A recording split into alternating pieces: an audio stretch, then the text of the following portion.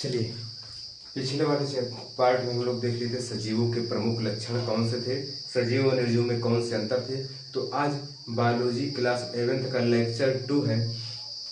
Topic क्या है? जैव विविधता, बायोडायवर्सिटी किसे कहते हैं। तो देखिए, समझने का प्रयास करिएगा। सबसे पहले आपको बता दें कि इस जैव विविधता के जनक हैं कौन है भैया? जैव विविधता के जनक ई.ओ. विल्सन। कौन है? ई.ओ. विल्सन। जैव विविधता के जनक कौन है? ई.ओ. विल्सन है। और जैव विविधता शब्द कौन दिया था? इस शब्द का प्रयोग कौन किया था जैव विविधता? तो एक वैज्ञानिक थे, वाल्टर जी। वैज्ञानिक का नाम है वाल्टर जी। कब किए थे? तो सन 1985 में किए थे। इतनी लाइन क्लियर है। अब देखते हैं जैव विविधता की परिभाषा, डेफिनेशन क्या होती है, जैव विविधता किसे कहते हैं। समझने का प्रयास करिएगा। ये एक तालाब है। तालाब में बहुत सारे पेड़ पौधे आपको दिख रहे होंगे, ठीक। पेड़ पौधे, जीव, पानी, ठीक। पेड़ पौधे में जीव दिख रहे हैं, पानी दिख रहे हैं, बहुत सारी चीज दिख रही है। एक क्षेत्र है जिस क्षेत्र में इतने सारे प्रकार के, देखिए, पेड़ पौधे हैं,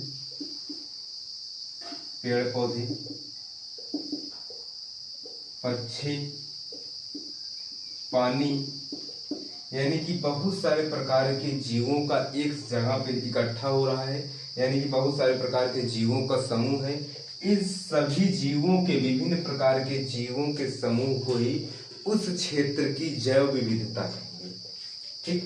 यानी कि अगर डिफिनेशन लिखना चाहें तो इसको ऐसे लिख सकते हैं, कैसे? पृथ्वी पर पाए जाने वाले, कैसे लिख सकते हैं कि पृथ्वी पर, किस पर? पृथ्वी पर बहुत सारे प्रकार के जीव पाए जाते हैं।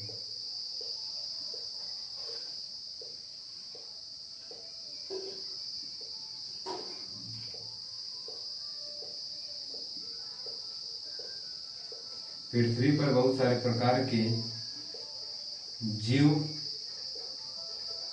पाए जाते हैं। ठीक, पृथ्वी पर बहुत सारे प्रकार के जीव पाए जाते हैं। इन जीवों को, यानी कि सभी प्रकार के जीवों के समूह को क्या बोलते हैं? जैव विविधता। यानी कि पृथ्वी पर बहुत सारे प्रकार के जीव पाए जाते हैं जिसे जैव विविधता कहते हैं, बायोडायवर्सिटी कहते हैं।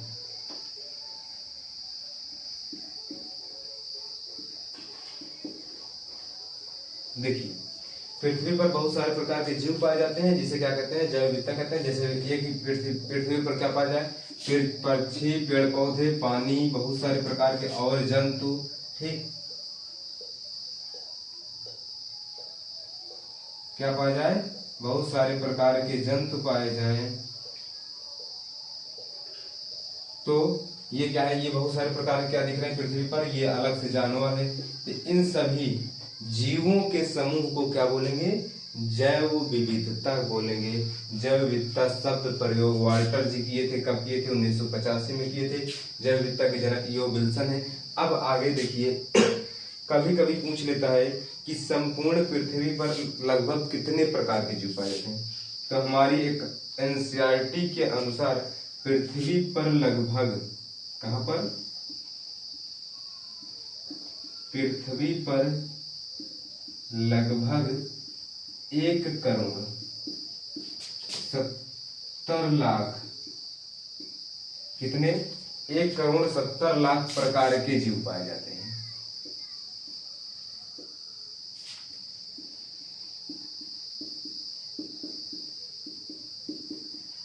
देखिए, पृथ्वी पर लगभग 1,70,00,000 प्रकार के जीव पाए जाते हैं, ना कि 1,70,00,000 जीव नहीं पाए जाते। मतलब एक हमारे इंसान की जाति है, एक अलग जानवर की जाति है, एक पक्षी की जाति है, पौधे की, एक पानी की। तो ये सभी क्या है? ये अलग अलग प्रकार की जातियों की संख्या कितनी है? ये मतलब इन जातियों के प्रकार की संख्या कितनी है? 1,70,00,000। इस 1,70,00,000 में लगभग 50 लाख, इसमें लगभग 50 लाख पादप हैं और लगभग 1.25 करोड़, कितने? 1.25 करोड़ प्रकार के 1.25 करोड़ प्रकार के जंतु हैं। इन सभी को छोड़ दीजिए, इसके अलावा सूक्ष्म जीव अलग से हैं। सूक्ष्म जीव क्या है? अलग से हैं। तो पृथ्वी पर लगभग अभी तक 50 लाख प्रकार के पादप हुआ, 1.25 करोड़ से भी ज्यादा क्या है? जंतु हैं। और इनको छोड़कर सूक्ष्म जीव अलग से होते हैं। इन संपूर्ण क्रियाओं को क्या बोलते हैं? जैव विविधता, अकॉर्डिंग टू NCERT। ठीक, चलिए इसका स्क्रीनशॉट ले लीजिए और आपको हम अगला बताएं। अगला टॉपिक है वर्गीकी। वर्गीकी और वर्गीकरण को हम इसी में पढ़ने वाले हैं। ठीक, देखिए अगला टॉपिक है वर्गीकी। इसको हटाते हैं।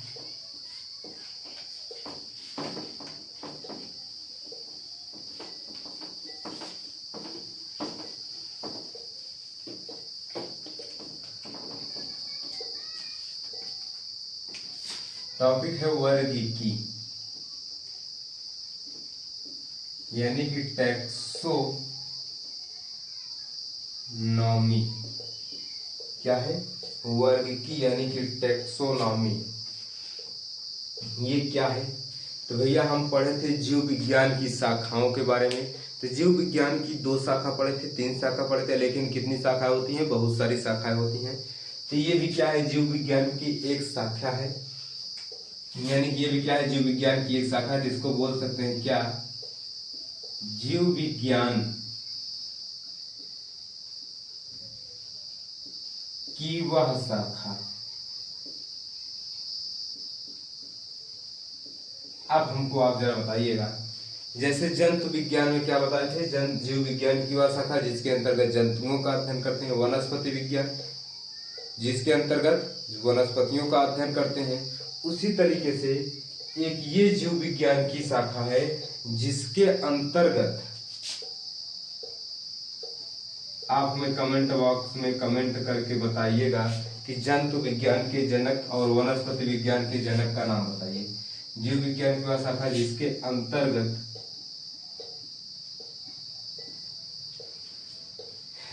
हम जीवों की पहचान करते हैं। किसकी पहचान करेंगे? हम जीवों की, जीव विज्ञान की वह शाखा हम जीवों की क्या करें? पहचान करें। पहचान करने के बाद क्या करें? उनका नामकरण करें। क्या करें? नामकरण करें। नामकरण करने के बाद उनका वर्गीकरण करते हैं।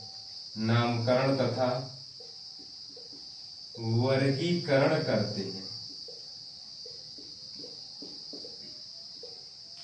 वर्गीकी कहलाता है।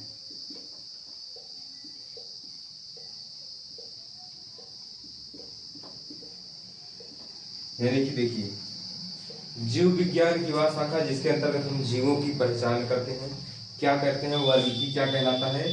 तो वर्गीकी भैया ध्यान रखिएगा कि जिसके अंतर्गत जीव की पहचान करते हैं। पहचान पहले क्या करेंगे? पहचान करेंगे, फिर क्या करेंगे? उनका नामकरण करेंगे, फिर क्या करेंगे? उनका वर्गीकरण करेंगे। क्या करेंगे? उनका वर्गीकरण कह लेंगे। यही क्रम क्या कहलाता है? यही क्रम कहलाता है वर्गीकी। अब ध्यान से सुनिए कैसे। मान लीजिए आपके पड़ोस में एक बच्चा पैदा हुआ। क्या हुआ? एक बच्चा पैदा, एक बच्चे का जन्म हुआ। उस बच्चे की पहले क्या करेंगे? पहचान करेंगे। क्या करेंगे? पहचान कि वो बच्चा क्या है? लड़की है या फिर लड़का है। ठीक, मान लीजिए बच्चा लड़की है। ठीक, तो नामकरण क्या करेंगे? नाम क्या रखेंगे? आप बताइए। नाम रखेंगे, मान लीजिए शिवम रखेंगे कि शिवानी रखेंगे? तो जाहिर सी बात है क्या रखेंगे? लड़की है तो शिवानी रखेंगे, लड़का है तो शिवम रखेंगे। क्या कर रहे हैं? पहले क्या कर रहे हैं, पहचान कर रहे हैं कि लड़की है कि लड़का है, फिर क्या कर रहे हैं, उसका नामकरण कर रहे हैं, अब उसका वर्गीकरण करेंगे। क्या करेंगे, वर्गीकरण करेंगे। वर्गीकरण का मतलब क्या है कि वो क्या है, आप बताइए ये क्या है बच्चे, क्या है? ये जंतुओं के अंतर्गत आते हैं कि पेड़ पौधे के अंतर्गत आते हैं? ये बच्चा किस जंतुओं के अंतर्गत आएगा कि पेड़ पौधे के अंतर्गत आएगा? तो जंतु के अंतर्गत आएगा। तो ये क्या हो गया, इनका वर्गीकरण हो गया। इस वर्गीकरण के जनक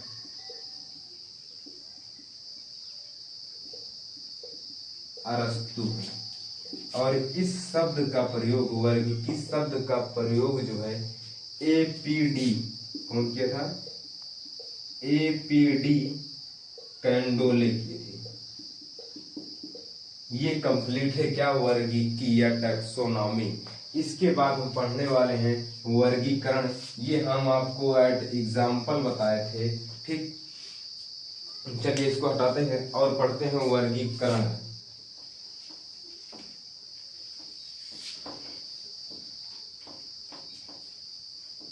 क्या पढ़ना है, वर्गीकरण। सभी जनक का नाम याद रखिएगा। अगला है वर्गीकरण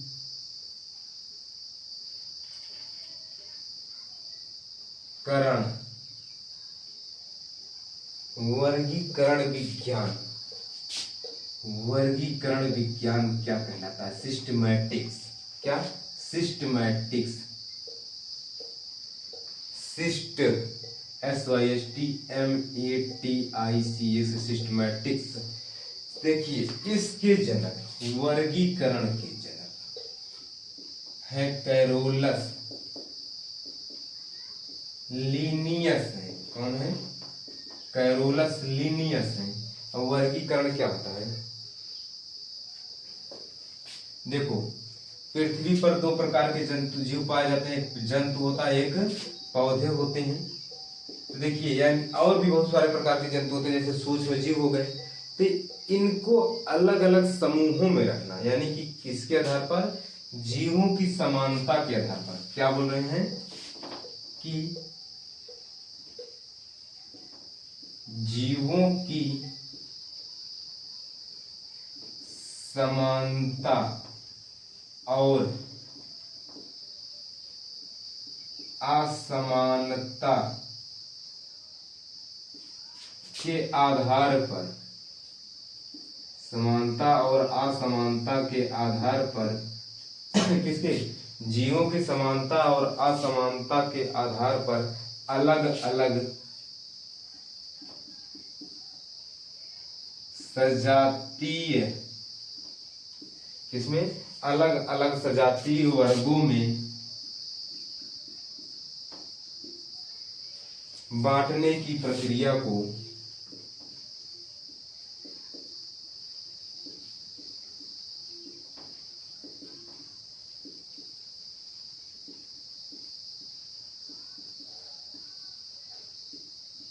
वर्गीकरण कहते हैं। मतलब देखिए जीव है, मान लीजिए जंतु, जंतु में बहुत से प्रकार के जंतु आते हैं। शेर हो गया, बिल्ली हो गई, हम लोग हो गए, जंतु हो गए। तो देखिए जंतु मतलब मनुष्य हो गया।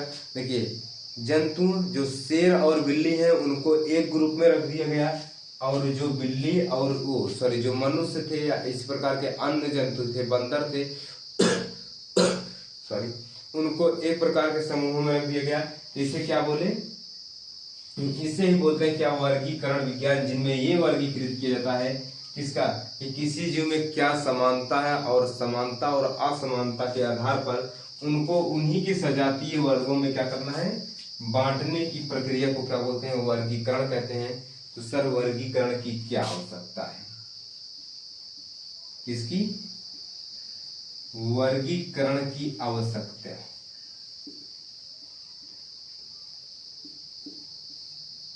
ठीक, या फिर क्या उद्देश्य है, वर्गीकरण की आवश्यकता या उद्देश्य। सबसे पहला उद्देश्य, इसमें रखे गए जीवों की पहचान, क्या, जीवों की पहचान आसानी से हो जाती है।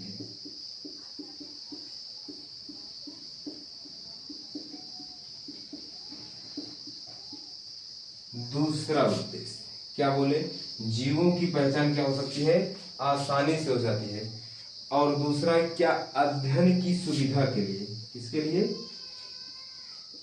अध्ययन की सुविधा के लिए।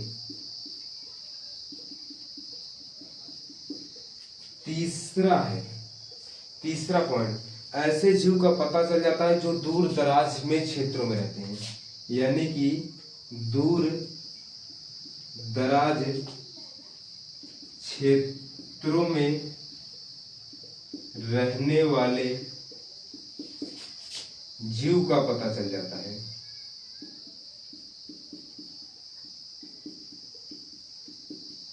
ये हो गया। चौथा स्टेज है क्या, विभिन्न जीवों के जो मौलिक लक्षण हुआ उनके बीच क्या विकासीय संबंध है। सबसे इंपॉर्टेंट चौथा है, क्या चौथा है कि जो जीव थे, यानी कि कौन प्रकार के, जो विभिन्न प्रकार के जीव थे, विभिन्न प्रकार के जीव थे, विभिन्न प्रकार के जीवों के मौलिक लक्षण, विभिन्न प्रकार के जीवों के मौलिक लक्षण व उनके बीच